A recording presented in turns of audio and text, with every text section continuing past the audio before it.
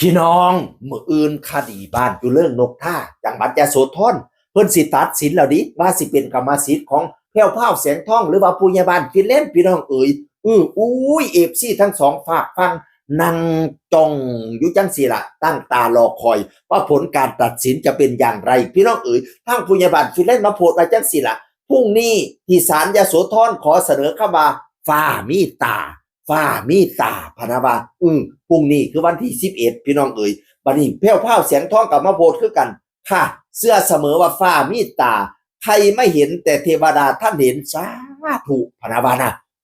ต่างคนต่างว่าฟ้ามีตาพี่น้องเอ๋ยโอ้ยขอคาถาเบิ่งว่าฟ้าเพิ่นสิว่าจังไดพี่น้อง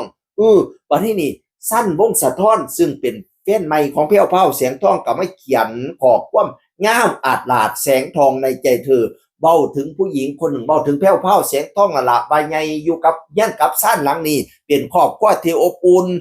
มีพ่อเทมีแม่เทพมีพ่อการบัติกาแม่กะล่มเสียหายตายเสียจากแพ้วเผากับมาบริหารต่อพนาวานั่นน่ะพูดถึงความมั่นย่ำใดก็คิดฮอดความสุขตะกิดแต่เก่าว่าสันว่านั่นแล้วก็เขียนบรรยายยาวอาดลาดพี่น้องเอ๋ยบัดที่นี่แพ้วเผากับมาเซ่พูดแล้วก็เขียนว่าฉันสู้สุดใจ ที่มรดกบรรพบุรุษแผ่นดินของแม่บาสันบาราสู่สุดใจพนวานานะหลังจากแพ้วภาพหลังจากสั้นเขียงขอบป้อมเย้าอาลาดเนาะบัดนี้ฟังผู้ใหญ่บ้านฟินแลนด์กับบ่รู้ว่าเกี่ยวกันบ่เกี่ยวกันเด้อ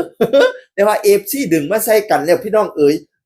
ทั้งบอร์ดโนดเนาะซึ่งว่าเป็นพี่ชายของผู้ใหญ่บ้านฟินแลนด์ก็ว่าแม่นบอร์ดโนดก็มาเขียนว่าจังซี่ล่ะเอาเวลาเขียนเรียงความไปทำ108โปรเจกต์ให้มันสำเร็จสักอย่างเถอะบ้าน้ำลายเกิน ทำงานไม่เป็นแล้ววะกูงงในวงเล็บเสียงในหัวพะนะวะบอดโนดว่าจังสี่พี่น้องเอ๋ย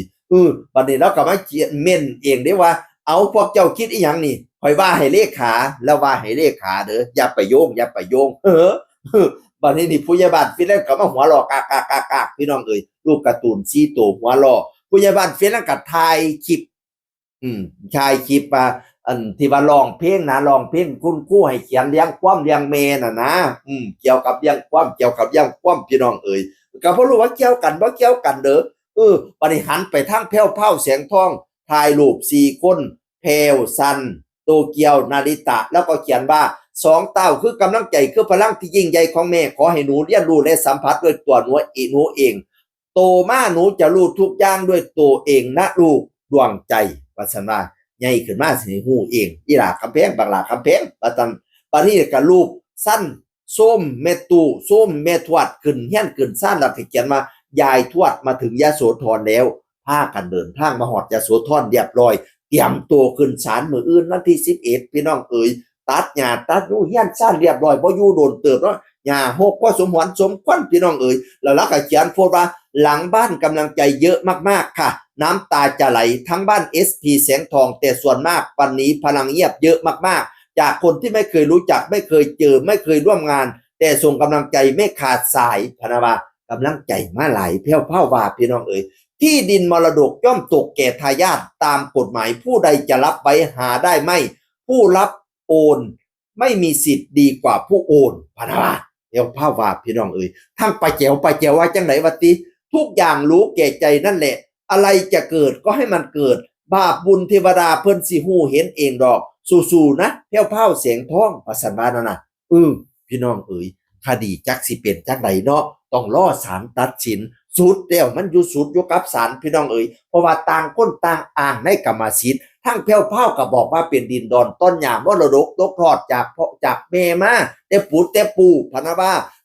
ถ้าเฮาเคยเห็นที่เขาเจ้าเว้ากันในอดีตทั้งคลิปทั้งอีหยังเนาะ ผู้ใหญ่บ้านฟินแลนด์ก็บอกว่าซื้อแล้วเด้โอนกรรมสิทธิ์เป็นชื่อข่อยเรียบร้อยแล้วเด้ว่าซั่นว่านะทางแพ้วเผาก็ว่าซื้อนั่นพี่ตีซื้อซื่อๆเพราะว่าบ่อยากมีปัญหากับบรรดาญาติๆเลยทำเปลี่ยนว่าซื้อขายทางพูดก็ว่าข่อยมีวิดีโอมีหลักฐานอะไรทำไมพี่น้องเอ๋ยต่างคนต่างเพิ่นสิงัดมาให้ศาลเบิ่งล่ะมื้ออื่นน่ะพี่น้องเอ๋ยเบิ่งผลการตัดสินสิเป็นจังได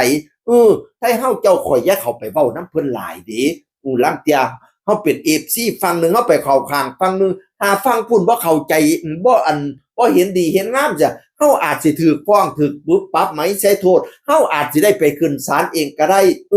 ฉะนั้นอย่าเว้าหลายอยู่ห่างๆอย่างห่วงๆมิฉะนั้นเราจะได้ไปขึ้นศาลเองนะ ยากลูกยากเต้าเขาพาขึ้นโรงขึ้นศาลยากเขาไปซื้อข้าวผัดซื้อน้ำโอเลี้ยงไปเยี่ยมอยู่ในนั้นจับอีกด้วยฮักและเป็นห่วงสั่นนั้นแล้วเฮามาซ่อมเบิ่งมาเหตุการณ์นี่สิเป็นจังไดพี่น้องเอ๋ยเบิ่งศาลเพิ่นตัดสินสั่นตัวเนาะถ้าตัดสินแล้วสั้นต้นบ่พอใจเฮาก็ไปอุทธรณ์ตัดสินแล้วเฮาบ่พอใจอุทธรณ์เฮาก็ไปฎีกาขั้นตอนศาลมันสิ